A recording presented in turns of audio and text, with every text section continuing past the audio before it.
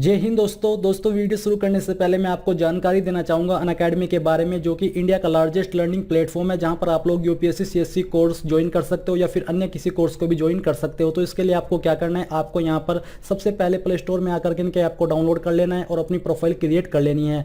साथ ही आपको यहाँ पर मुझे भी फॉलो कर लेना है। और मैं आपको बता दूँ कि आप लोग यहाँ पर टॉप एडुकेटर के माध्यम से अपनी पढ़ाई कर सकते हो। और अगर आप यहाँ पर यूपीएससी सीएससी का सब्सक्रिप्शन या अन्य किसी कोर्स का सब्सक्रिप्शन लेना चाहते हो तो आप लोग यहाँ पर मंथ और 6 मंथ और ईयर वाइज अपना प्राइस चेक कर सकते हो और इसमें आपको क्या क्या मिलेगा वो भी आप लोग यहाँ पर चेक कर सकते हो। और अगर आप रियली में ये कोर्स लेना चाहते हो तो आप यहाँ पर मेरे कोड का इस्तेमाल कर लीजिए, जिसके माध्यम से आपको 10% की छूट मिल जाएगी। तो अगर आप सच में इंटरेस्टेड हो तो आप लोग यहाँ पर इस कोर्स को आज ही खरीद लीजिए। दोस्तों इस वीडियो में आपको बताने वाला हूँ इंडिया पोस्ट यानी कि भारतीय डाक जीडीएस भर्ती 2020 से जुड़े आपके एक महत्वपूर्ण क्वेश्चन के बारे में पूरी जानकारी, जो कि आपका होने वाला है 1 लाख सिक्योरिटी बॉन्ड के बारे में। जी हाँ दोस्तों, आपने सही सुना, ये सवाल लगातार सभी वीडियो के ऊपर आप लोग पूछ रहे हो कि सर ये जो सिक्योरिटी बॉन्ड है 1 लाख का, ये कैसे पे करना है, क्या ये शुरुआत में पे करना है और क्या इसको पे करने के बाद में आपको जब आप जॉब छोड़ोगे आपको वो अमाउंट वापस किया जाएगा। तो ये आपका सवाल एक ही है, बट इसमें 2-3 सवाल आपके ऐड है और इन सब सवालों के जो आंसर है वो आपको इस वीडियो के अंदर मिलने वाले हैं। और ये सब सवाल मैंने वीडियो के थंबनेल पे भी मेंशन कर दिए हैं। अगर आपका इनमें से कोई भी एक सवाल है तो आप इस वीडियो को देखें, क्योंकि ये जानकारी आपके लिए बहुत ही खास होने वाली है। इसके अलावा दोस्तों मैं जानकारी स्टार्ट करने से पहले आपको बता दूं कि चाहे आपने जीडीएस के अंदर किसी पोस्ट में अप्लाई किया था या फिर आप आगे चल करके इंडिया पोस्ट में जीडीएस में आवेदन करोगे तो यही वीडियो आपके लिए काम आने वाली है। अभी रिसेंटली मैंने थंबनेल के ऊपर 4 स्टेट मेंशन इसलिए की है क्योंकि राजस्थान, मध्य प्रदेश, यूके और हरियाणा के अंदर करंटली फॉर्म फिलअप किए जा रहे हैं। तो ऑब्वियस है कि इन्हीं स्टेट के लोग अभी इस जानकारी को जरूरी रूप से जानना चाहेंगे। इसलिए अगर आप इनमें अप्लाई कर चुके हो या अप्लाई करने की सोच रहे हो और आपके मन में ये डाउट है कि जो 1 लाख सिक्योरिटी बॉन्ड है ये हमको ज्वाइनिंग से पहले देना पड़ेगा, तो इसको लेकर के आप अप्लाई नहीं कर रहे हो तो आपका ये डाउट अभी क्लियर हो जाएगा। तो चलिए दोस्तों अब शुरू करते हैं। तो यहाँ पर दोस्तों आपका बेसिकली सवाल यही है कि सर ऑफिशियल नोटिफिकेशन के अंदर आप यहाँ पर देख सकते हो, furnishing of security on engagement as GDS, the person so engaged shall be required to furnish security in such manner as may be prescribed from time to time, the exciting security amount in case of branch post master and other approved categories ABPM and Dak Sevak is 1 lakh, जो कि पहले 10,000 हुआ करता था। और दूसरी post के लिए डाक सेवक के लिए 10,000 और जो आपकी एबीपीएम और बीपीएम की पोस्ट थी इसके लिए 25,000 होता था, बट ये अब तीनों पोस्ट के लिए 1 लाख कर दिया है। तो इसको लेकर के आप लोगों का डाउट है कि सर इसके बारे में बताइए। तो यहाँ पर दोस्तों आप निश्चिंत रहिए, इसमें आपको शुरुआत रूप में कोई भी 1 लाख रुपए जमा नहीं करने हैं, ये आप मेरे से समझ लीजिए और इसकी मैं आपको गारंटी दे देता हूँ। अगर मैं पहले जो जीडीएस की भर्ती होती थी जिसमें कि आपसे 10,000 रुपये मांगे जाते थे, उसमें आप वो पैसे कैसे पे करते थे उसके बारे में बात करूं तो दोस्तों इसमें आपको पर ईयर कुछ अमाउंट देना होता था और वो भी आपको देना नहीं बल्कि आपके बैंक अकाउंट से कट हो जाता था। कभी 200 कट गए, कभी 250 कट गए, इस प्रकार से आपका वो अमाउंट लिया जाता था। और बात करें अभी की तो अभी आपसे अमाउंट में भी शुरुआत में 4-5 हज़ार रुपये आपके बैंक अकाउंट से कट हो जाए, वो भी आपके सैलरी आने के बाद ही कट होगी। शुरुआत में आपको कोई भी अमाउंट देने की आवश्यकता नहीं पड़ेगी। पहले मैं आपको यहाँ पर समझाता हूँ तो कि बेसिकली ये है क्या। तो दोस्तों यहाँ पर अभी जो आप वीडियो में देख पा रहे हो यहाँ पर मैंने कुछ क्वेश्चन यहाँ पर आपके लिए लेकर के आया हूँ, जैसे कि what is a security deposit and why do we have to pay it, यानी कि जो सिक्योरिटी डिपॉजिट है ये क्या है और ये हमको क्यों पे करना पड़ता है, ये आपका सवाल है। तो अब इसका आंसर जान लीजिए। The postal department wants you to pay security amount, जो कि पहले 25,000 होता था बीपीएम के लिए और अन्य के लिए 10,000। तो ये पहले की जानकारी है बट आंसर सेम ही रहेगा, बस यहाँ पर आपका अमाउंट चेंज हुआ है। For other categories in the form of fidelity guarantee bond और नेशनल सेविंग सर्टिफिकेट, यानी कि ये आपका जो अमाउंट लिया जाता है ये आपका फिडिलिटी गारंटी के रूप में लिया जाता है और इसका जो परिभाषा है ये आपको अभी आगे जानने को मिल जाएगी।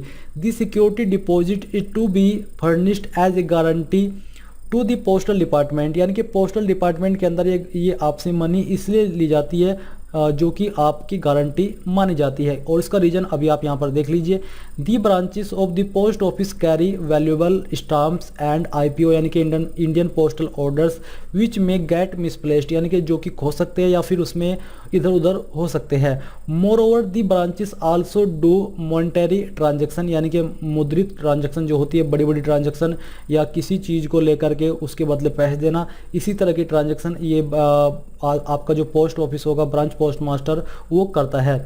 इन case of a serious case of misplacement of some important valuables of the cash amount the postal department may deduct the money from the security deposit यानी कि ऐसी स्थिति में अगर आपसे कोई गलती हो जाती है या आप कह लीजिए जानबूझकर कोई कैंडिडेट गलती करता है और मान लीजिए आपके आज ऑफिस में कोई बड़ा अमाउंट पे जमा हुआ है, तो आपका थोड़ा ये हो जाए कि यार इनको कर लेता हूँ, अपने इस्तेमाल लगा देता हूँ या फिर चोरी कर लेता हूँ, कुछ भी मान लीजिए। तो ऐसे ही अगर कुछ ऐसा होता है तो जो आपका सिक्योरिटी अमाउंट है फिर वही अमाउंट आपका वहाँ से काट लिया जाएगा। जी हाँ दोस्तों, वो अमाउंट आपका काट लिया जाएगा। और यही इसका मेन रीज़न है कि अगर आपसे कोई आप वहाँ पर गलती करते हो या कुछ तरह का आप कोई वैल्यूएबल चीज़ खो देते हो, कुछ भी कर देते हो, तो फिर उसका जो जितनी भी कीमत होगी वो आपकी सिक्योरिटी बॉन्ड या सिक्योरिटी अमाउंट से काट लिया जाएगा। यही एक बड़ा रीज़न है इसको लेने का।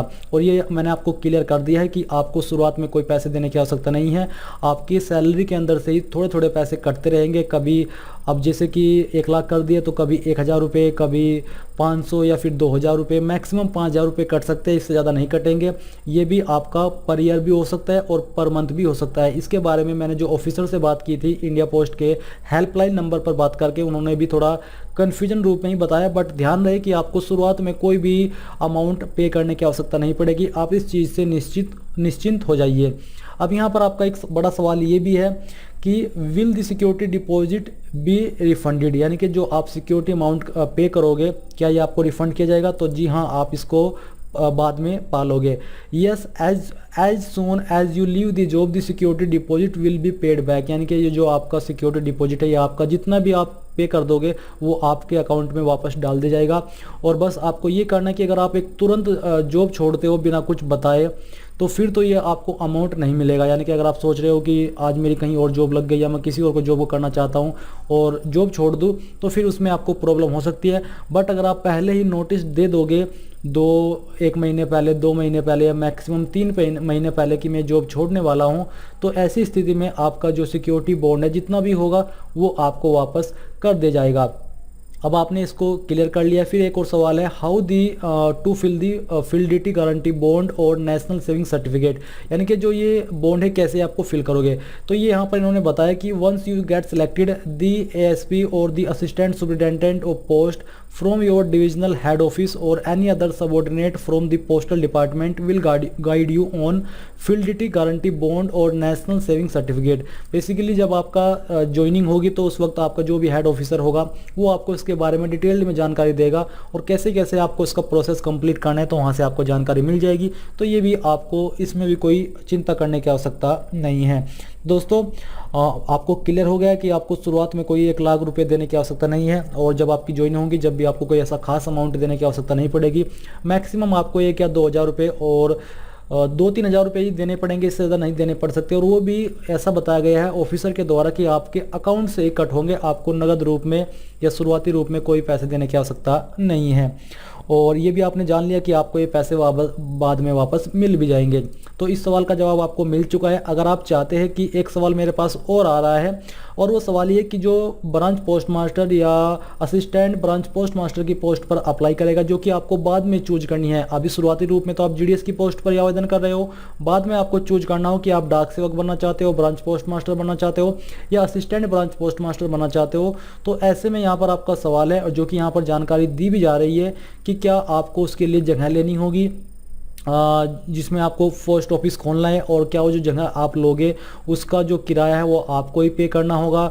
जो भी आपकी इस तरह के सवाल है उसके बारे में अगर आप जानना चाहते हो तो आप मुझे बता दीजिए। एक और वीडियो में आपके लिए जल्द ही उसके बारे में लेकर के आऊँगा और जो आपका उसको लेकर के डाउट है या आप उसके बारे में सोच करके परेशान हो रहे हो तो उसके बारे में भी आपको चिंता लेने की आवश्यकता नहीं है। आप देख लीजिए रेसिडेंस के बारे में यहाँ पर जानकारी दी जा रही है।